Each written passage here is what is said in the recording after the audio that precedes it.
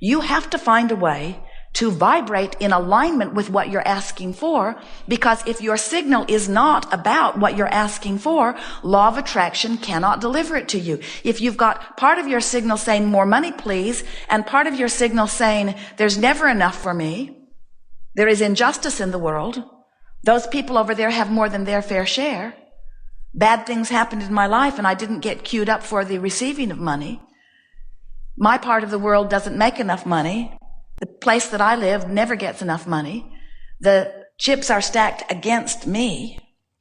In that beating of that drum, you are holding yourself apart from what you're asking for. And the negative emotion that you call fear, or the negative emotion that you call anger, or the negative emotion that you call frustration, are your indications of your vibrational relativity to what you're asking for.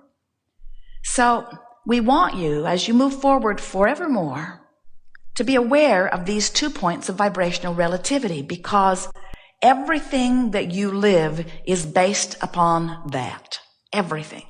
Everything you feel and everything that you attract, everything that you live, everything that you are, everything is about your management of the vibration between those 2 points of vibrational relativity. We like to say lovingly to you that you really sort of live life in the crack between. In other words, life is always about how much am I allowing myself to be that which I have become. Now, it sounds like we're trying to get you to clean up your vibration just so that you can positively affect your manifestations. And the reason that we are talking in that direction is because we know how much you care about your manifestations. Your manifestations are your life, aren't they? But the real reason that we want you to care about how you feel is because we care about how you feel. We just don't see why you would put up with frustration when you could easily choose joy. We don't know why you would choose an attitude of criticism when appreciation feels so much better. We don't know why you would blame when praise is what is more natural to you. And the only thing we can figure out, well, actually we can figure it all out, but what we've noticed about you is that the reason that you do those things that don't feel good to you is it must be the reason, it is the only logical reason you haven't made the correlation between how you feel and your point of attraction.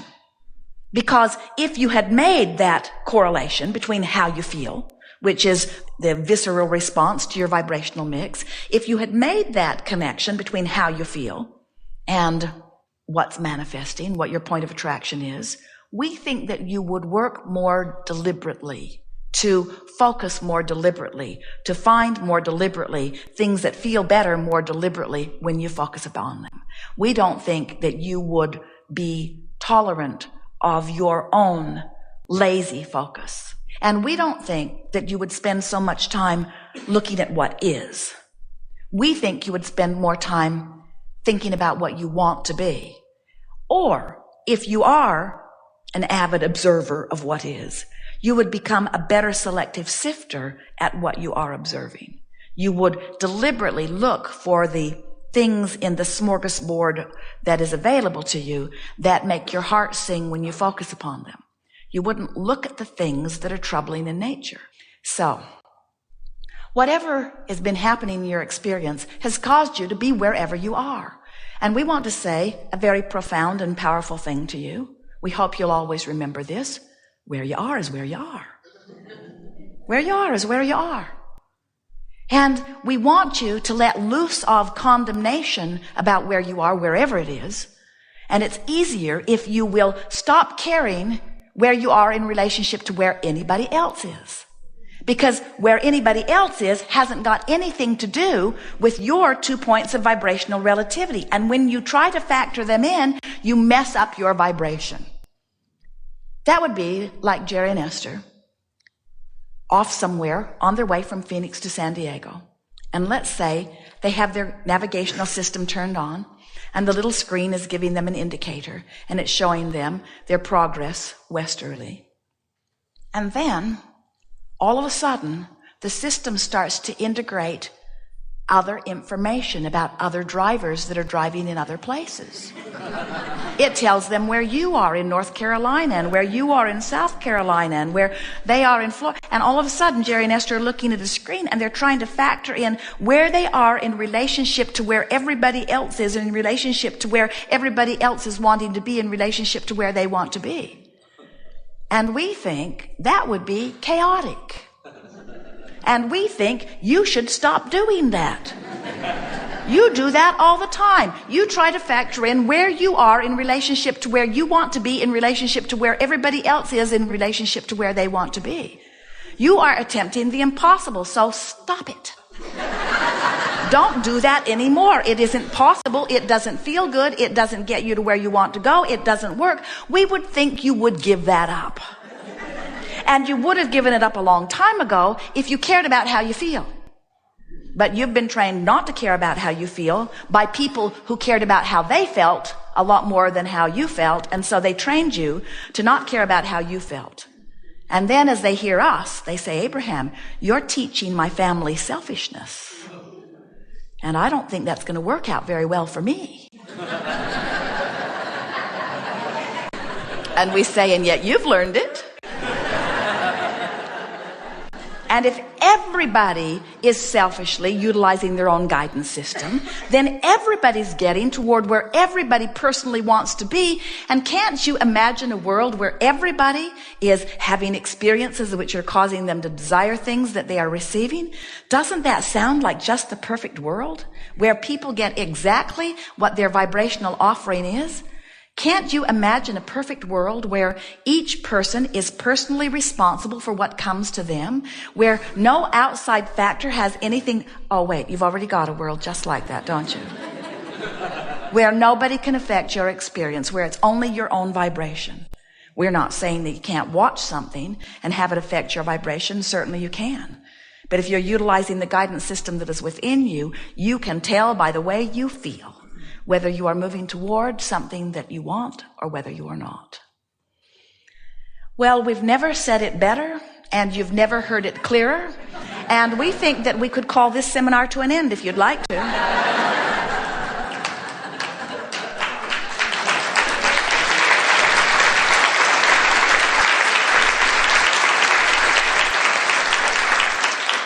So let's recap. We'll speak from your perspective. I'm worthy.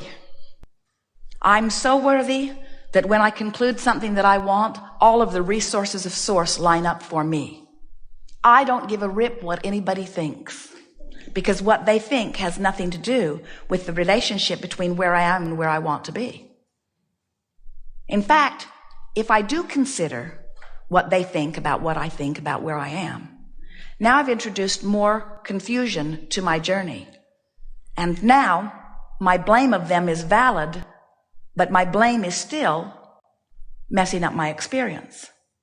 So whether I'm right in my blame or wrong in my blame is still messing up my experience. Whether I'm accurate in my awareness that somebody made a mistake or inaccurate in my awareness that somebody made a mistake, my attention upon their mistake is messing up my vibration. When I look at my government and I praise it, I benefit whether they are praiseworthy or not. When I look at my government and I condemn them, I suffer whether they deserve it or not. In other words, as I look into this smorgasbord, the reality of what's out there must be allowed to be. It's like a well-stocked kitchen. You don't go into your kitchen and throw out all of the ingredients that you're not going to put in your pie today. You don't say, I'm making an apple pie and this Tabasco sauce just does not apply, so throw it out of the kitchen. We say, just don't put it in your pie. And you say, well, I'm worried that it's in the kitchen because it could get in my pie. And we say, it won't get in your pie unless you put it in your pie. And you say, oh, but Abraham, things have gotten in my pie before that I didn't want to get in my pie. And just the existence of that Tabasco sauce makes me worry that it could get in my pie. It's gotten in other people's pies. I saw it on CNN, and since it's gotten in other people's pies, it very well could get into my pie. So I would just feel ever so much better if we would just take it out of the kitchen. And we say, just don't put it in your pie. And you say, please take it out of the kitchen. I so don't want it in my pie. Please, I don't want it in my pie. I don't want it in my pie. Abraham, I've got Tabasco sauce in my pie. It got in my pie, and I didn't put it in my pie. And we said, yes, you did. You got it in your pie because you gave your attention to the thing that you did not want. Have you ever said to your child, don't spill your milk? So when you come to understand that whatever it is that you're giving your attention to, you're putting in your pie. But the good news is, whatever you put in your pie, you're getting feedback. So you can always tell. Then it becomes apparent that what your work must be is to deliberately begin moving toward what you are wanting, which means, did you get it? Let's recap.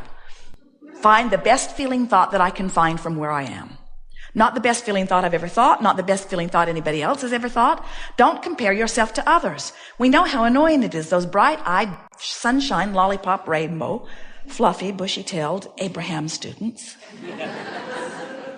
Living happily ever after and flapping in your face, saying to you, don't you know you create your own reality? You need to cheer up. And you want to say, it's not possible that I create my own reality or you'd be dead. Because when they're bright and shiny and you're feeling awful, you can't hear them and they can't hear you. In other words, you are attempting the impossible. The only thing that you must use as your monitor, as your guidance, as your directional indicator is an improvement in the way you feel. So it would be accurate to say any feeling of relief is a step in the right direction. Eventually, you'll get to the point where you'll feel so good that you won't be feeling for feelings of relief. You'll be feeling for bursts of enthusiasm. You'll be feeling for bursts of ecstasy. The joy will be calling you. But in the beginning of your learning to feel your emotions, it seems to work better if you're feeling for a feeling of relief. So we've seen people who have been depressed, who automatically, in a knee-jerk fashion, find revenge or rage or anger. And the reason they do is because Source, who is over here in joy, is aware of them over there in despair, and Source is calling them toward joy. But you know, no one jumps from despair to joy any more than you can set your radio dial on 6:30 a.m. and hear what's being broadcast on 98.7 FM. The frequencies have to match up. So this person who's in despair, when they find revenge, they're moving in the right direction, aren't they? When they find rage, they're still moving in the right direction. When they find anger, they're moving in the right direction. When they find frustration, overwhelmment, they're moving in the right direction. When they find optimism, hopefulness, believing, knowing, they're moving in the right direction. And so that's the point that we're wanting to make with you. You keep being mad at yourself. They keep enrolling you in anger management seminars as if anger is wrong when anger is a step in the right direction. We don't see you being frustrated and moving easily into anger. We see you feeling despair or powerlessness and moving easily into anger. Because your natural tendency is to move up the scale. Your natural tendency, just like the cork that you hold under the water, when you let go of it, its natural tendency is to float to the surface. And your natural tendency is to float into the positive energy. And if you weren't doing that thing you do by beating that drum about that thing that's bothering you, you would float. In other words, so here is pure positive energy, and here is an example of where you may be. Then you go to sleep at night. You come into alignment. Then you wake up in the morning and you begin to focus upon the things that are annoying you as you separate yourself. Then you meditate. You come into alignment as you stop thought. You stop the activation of any resistance. Then you come out of meditation, you answer the telephone, you find the person that's annoying you all of your life, and you go back into discord. Then you croak. Not necessarily that quickly, but... And when you do, you come into vibrational alignment, because when you withdraw your consciousness from those things that have activated vibrations of resistance, you naturally go into vibrational alignment with who you are. See how it works? We think you see.